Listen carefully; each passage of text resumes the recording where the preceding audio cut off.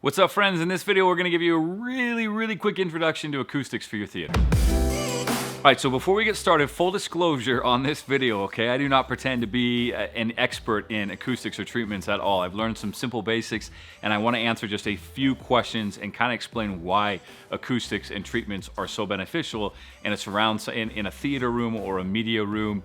I went to a certification program called HAA, and it's to teach you how to do hi-fi audio and acoustics and a calibration and acoustic treatments. And I went to 5 days of very high-level training with very smart people. And at about the 5th day, I realized that I basically didn't know anything. And I remember talking to one of the instructors that was there, and he's helped other companies. He actually travels around the world calibrating people's systems. And he'd worked with a company who'd done amazing, incredible theaters all over the world. And I asked him, I was like, when do I learn how to design acoustics for a room? And he kind of grinned at me and he goes, you don't. He's like, no offense, but you don't know enough to design acoustics for a room. And it crushed me. And we got talking a little bit longer, and I was like, you know what, you're right. I don't know how to do acoustics for a room. And I said, well, how do you guys do acoustics? You do these theaters all over the world, and I see the treatments, and I see the stretched fabric, and you're doing acoustics. How are you doing it? And he goes, we pay somebody who's an expert, who's an acoustician, to design the room perfectly. And it was a big aha moment for me that a lot of these companies out there that are doing these incredible treatments in rooms are paying an expert, an acoustician, to come in, and they take the theater and they run it through algorithms and different math to design the perfect acoustics for that room. And all the different dealers out there have access to different acousticians and acoustic companies that they can buy treatments from that will help do the same thing for your theater, okay? If you want to take it to that level and you want to hide acoustic treatments and absorption panels and diffusers behind all the walls and then stretch fabric across that and have it look amazing, most of your dealers are going to know how to do that, or at least get in touch with somebody that can partner on the project. But for everybody else, we get asked a lot of questions about just basic things with acoustics. You know, one of the main questions is, are acoustics really worth it for you? Are they really going to benefit your theater? Now, I don't have a quote here that I can pull, but you'll hear people all the time say things like, acoustics are worth 50% of the sound experience, or responsible for 50% of the sound experience. So if you're going to spend $10,000 on sound, then in theory, $5,000 of that you could justify putting it into treatments because it's going to have that big of an impact on the sound. Okay, so I want to explain this to you because when I first saw this was a big aha moment for me. Maybe this is obvious to you, but hopefully this is helpful. The way sound works inside of a room like this is we have somebody here in the cash seat, seated position, and there's different things happening with the sound. So let's just focus on the center channel here for a minute. And what happens is when the lead character in the movie starts speaking, their voice comes out like this and comes straight to us. But the speaker sends sound out kind of in a spherical pattern, right? And it's shooting sound waves out all over the room. So we're hearing this one, but at the same time, that same voice is going out here, it's hitting the wall, and it's reflecting, okay? And each time it hits a wall, it keeps reflecting. And at some point, it's going to reflect back to us. So Tom Cruise just said, hey, what's up? And we hear him say, hey, what's up? And whether we realize it or not, a few seconds later, or a few milliseconds later, we hear the echo of Tom Cruise saying, hey, what's up? Now, this is a very natural thing. It happens all the time, all around us in our rooms. This echo that happens when somebody's talking to us. We hear the sound coming right at us, and we also hear the echo and the reverb coming off of the walls. And our ears and our minds are brilliant. They're able to distinguish the two and kind of isolate out the one that's coming straight at us.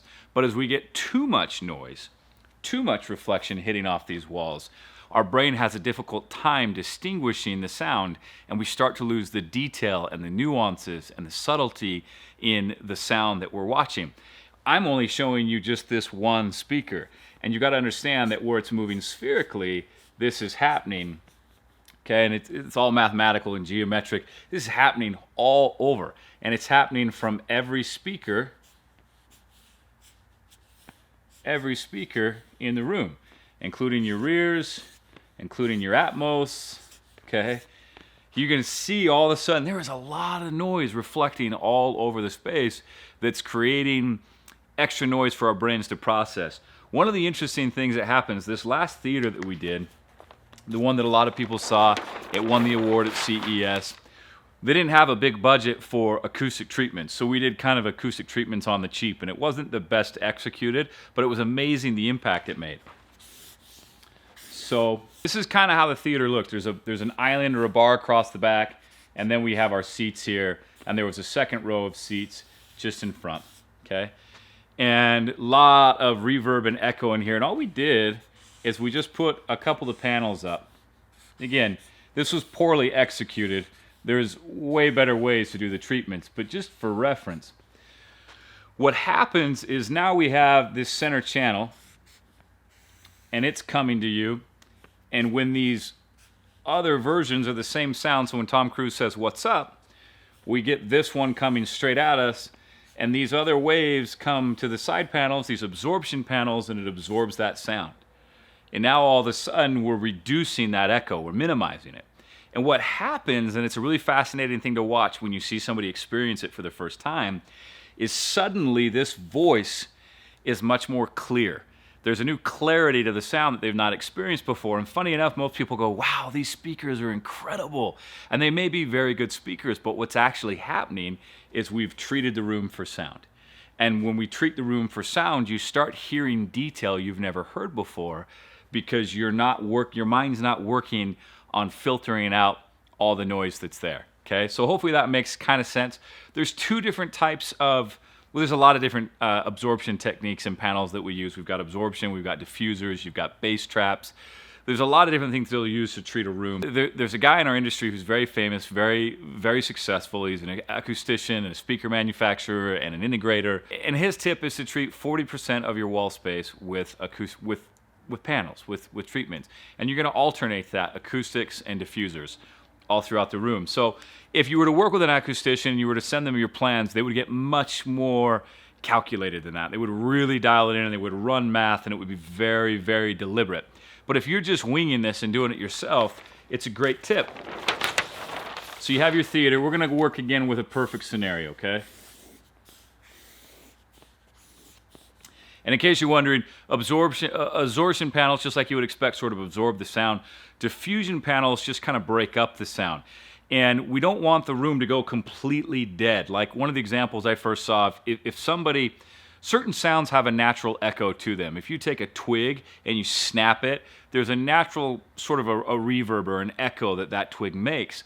If we completely deaden the room, we start to lose some of those real sounds. So we don't want to completely deaden the room. We just want to take the edge off. So we do that by using absorption panels to stop some echoes. Diffusers just kind of break up the sound. You'll see diffusers, it's like a board with little dots in it, or it'll look like you're looking at a city down, and you see different buildings that come out at different heights. That's kind of the look, right? And that just breaks up the sound. And what this acoustician said is, if you're doing your own theater and you don't have somebody, you're not paying somebody to design it for you, a great rule of thumb is to just alternate absorption panel, diffuser, absorption panel, diffuser on about 40% of the wall space. So you might do an absorption panel. A lot of time diffusers, when you see them online, are rounded. So you do a diffusion panel, you do an absorption panel, you do a diffuser panel, and then you do the same thing here on the back wall. And if you want to get really, really crafty and you want to really maximize the sound, so you want to do it right over the seated position, just in front and just behind in the ceiling. You're going to take this all the way around the wall, okay? Hopefully that kind of makes sense. Now there's some really cool companies out there that have acoustic panels and treatments that look really modern and sexy, and they add to the aesthetics of the room. You don't have to get, the curved acoustic panels, okay, or the curved diffusers. And if you've got the budget to go all in and go crazy, you can even take it to the next level, where one of those acousticians takes and puts all these treatments in sort of a false wall, and then they stretch fabric over the front of it that's acoustically transparent. And they build all of their pillars out, their wall sconces, and all of a sudden you can't see any of the acoustic treatments behind that stretched fabric. And that's kind of, like the very, very best way that you can do it. That's going to look the best aesthetically and sound amazing. So these are kind of the different levels. So what you can do, there's simple things you can do in your theater, especially if you're budget conscious. We had a lady in Eagle, Idaho. Actually, I guess it was closer to Oregon. And she basically put sort of like this Berber carpet on the walls. and almost like a wallpaper. And she stretched that over the walls, and it was just enough to take the edge off of that sound, and it really helped enhance the sound in that room. This home that I showed you where we won the awards, it was on a budget for the panels. We really focused on a budget. They just took some really inexpensive sheets of plywood from Home Depot or Lowe's. They put some foam on it, and they wrapped it with fabric, and they put that on the wall. Again, an acoustician would recommend something much more sophisticated, and it would sound even better. But if we're talking about budgets and just doing the bare minimum, these are some really simple things you can do to help enhance the acoustics in your space. All spaces will benefit from acoustic treatments. Media rooms, bonus rooms, theater rooms, listening rooms. If you can find a way to address the acoustics, you'll have a far superior experience. If you're somebody who's starting to notice that your hearing is going and you have a hard time hearing the vocals and the voices when you're watching a movie, one of the most important things you can do to enhance that experience is to treat the room with acoustics. As always, I hope that's been helpful. Again, I in no way meant this to be exhaustive. I do not pretend to be the expert on this topic, but hopefully it gives you a little bit of an introduction and some basic understanding of why the acoustic treatments can be so helpful in your space. As always, we'd love it if you'd like, subscribe, and share this with your friends.